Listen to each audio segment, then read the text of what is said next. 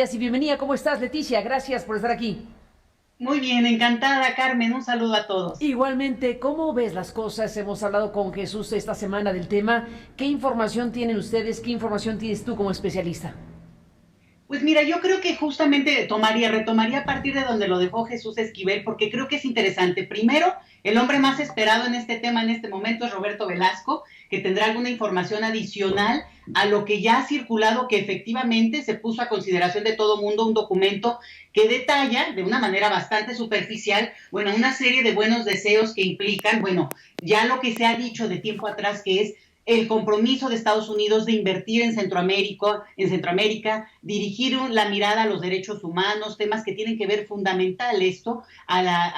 contra la trata de personas y entre otras cosas también generar un ambiente que propicie la no migración forzada. Y ese es el detalle, porque justamente, aunque es muy superficial hasta aquí, pues obviamente reitera lo que ya se había dicho. Añade algunos elementos que, bueno, tiene que ver con las vacunas ahora en el tema del COVID y estas cosas, pero hasta ahí es el documento que es público. Ahora, viene la otra parte que yo creo que hay que tomar en cuenta, Carmen, y es el hecho de que en Estados Unidos un grupo importante de congresistas está empujando muy fuerte, haciendo público, incluso con una reunión que ya se dieron los resultados, para presionar al gobierno de Biden para que acelere algunas de las cosas que ya había, prometido desde su campaña, que tienen que ver con lo que ya sabemos, los Dreamers, que está en el limbo, el asunto del TPS, o también el asunto de trabajadores esenciales, que cubre un espectro muy amplio de esos trabajadores que hoy están en Estados Unidos sin documentos, pero que resultaron absolutamente fundamentales, esenciales, en el momento del COVID, porque son quienes salieron a trabajar y sobre todo en el caso del campo agrícola, ¿no? Entonces, yo creo que están varios niveles de lo que habría que ver para los anuncios que se puedan dar, que desde mi punto de vista tampoco van a ir en una perspectiva muy distinta a lo que ya se ha dicho. Sin embargo, los detalles, y ahí sí Jesús tiene un punto muy importante, pueden ser que afinen o cierren un poco, por ejemplo, el flujo migratorio desde México y que la prioridad sea con Centroamérica, como se ha dado en el tema de asilo desde hace mucho tiempo, Carmen. Pues sí, sin duda. Veremos qué pasa porque lo que ha adelantado y ha dicho aquí Jesús Esquivel, acorde a lo que la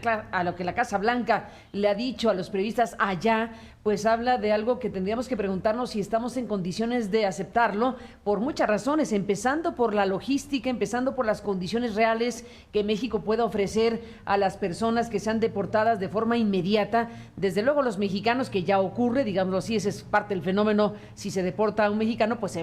envía obviamente a México, pues a dónde más, pero aquí estamos hablando de otras nacionalidades y de un volumen de personas que tendrían que tener condiciones apropiadas, independientemente de si tienen o no papeles. Aquí hay una condición básica para el respeto de su condición humana y de sus derechos humanos y de la condición necesaria para que esas personas, en la condición en la que se encuentran, sean recibidas allá, acá o acullá en condiciones apropiadas, digámoslo de manera muy general. Leticia, hoy tenemos a México en una situación colapsada por el flujo de personas que llegan de diferentes partes del mundo. Se ha hablado aquí incluso en términos oficiales. Hace algunos días hubo una conferencia de prensa de los funcionarios en el ámbito de la migración en México, que hablaban precisamente de este incremento tan importante de flujo migratorio hacia México. Y bueno, esta es una realidad que va a ocurrir si esto que adelanta la Casa Blanca a los periodistas allá termina por ocurrir y México se ve obligado a recibir a los deportados que no califican, perdón, a las personas que solicitan asilo, refugio o alguna figura de esta naturaleza y aplican para ser considerados sus casos, que serían enviados a México, según esta información, o para los que no aplican también. Es decir, México entraría en una situación todavía más complicada y ese es el tema que hay que abordar con mucha amplitud para que el asunto se procese de la mejor manera. Y nos queda la pregunta, que la tendrá que responder efectivamente Roberto Velasco, porque es a quien le manda el balón Marcelo Ebrard, de cuál es la propuesta específicamente de la vicepresidenta Kamala Harris, la encargada de Joe Biden del tema.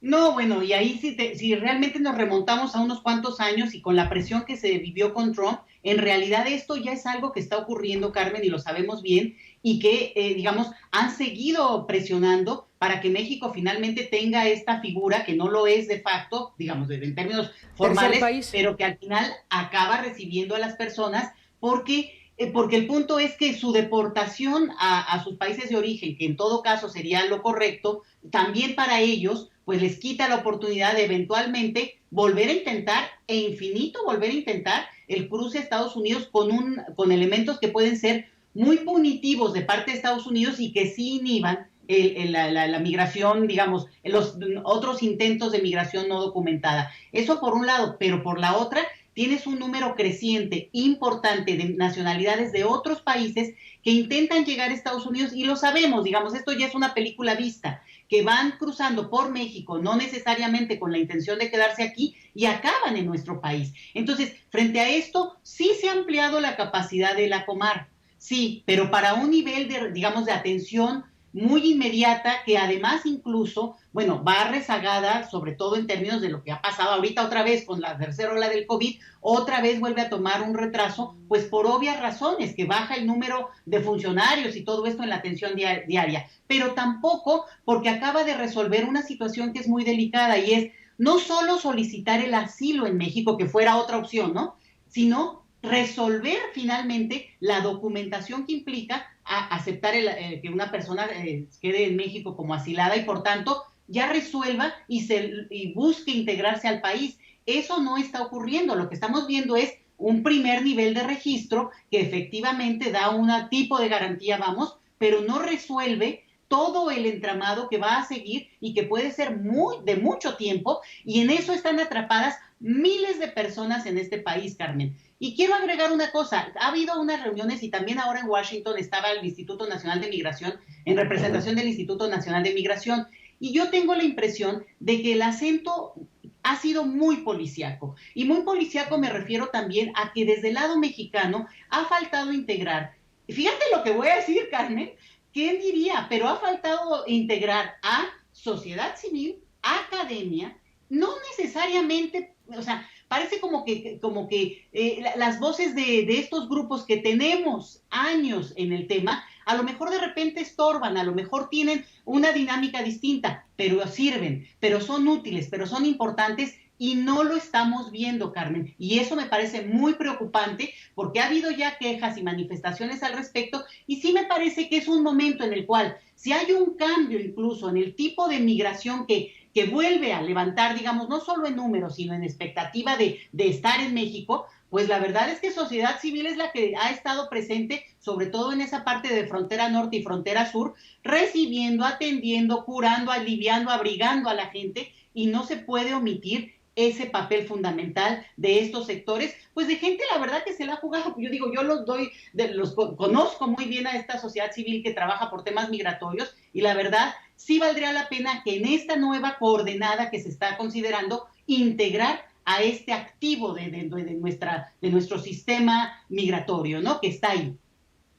Pues sin duda, Leticia Calderón Chelius, estaremos siguiendo de cerca todo esto. Vamos a ver qué es lo que termina de informar la propia Cancillería de esto que apenas mencionó en la parte final de su breve mensaje el canciller Ebrard, y que pues le envía la responsabilidad de hacerlo a Roberto Velasco desde la Cancillería y desde su visita a Washington. Así que vamos a ver todo esto, porque efectivamente pues coloca a México en una situación muy compleja. Ya de por sí estamos en una situación muy compleja. Si se formaliza, si se amplía, si se asume un compromiso de esta índole, ¿con qué implicaciones? ¿De qué manera incluso hay que saber se va a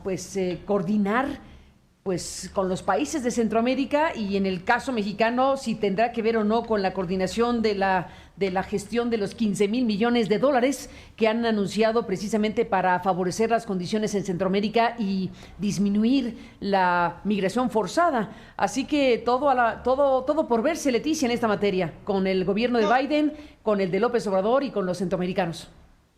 Todo por verse, y añádele la frontera cerrada desde hace más de un año, Carmen. Sí, sí, es decir, la vida local de la gente en la frontera detenida, que es probable y esperaríamos que se diera un anuncio, aunque ya nos dijeron que otra vez se retrasa y que dentro de unos 3 semanas se va a abrir, bueno, esa ya no es garantía, palabra de garantía, porque no ha ocurrido. Pone esto en el marco del debate de política interna, donde los republicanos están presionando muy, muy duro a los demócratas, y realmente muchas de estas salidas tienen que ver con eso que es política doméstica para Estados Unidos y que es la migración. Entonces, muchas de estas respuestas, incluso el papel que se le ha designado a la vicepresidenta, es, digamos, pasarle a ella la forma de tratar de resolver que no se vean estos grupos mayúsculos,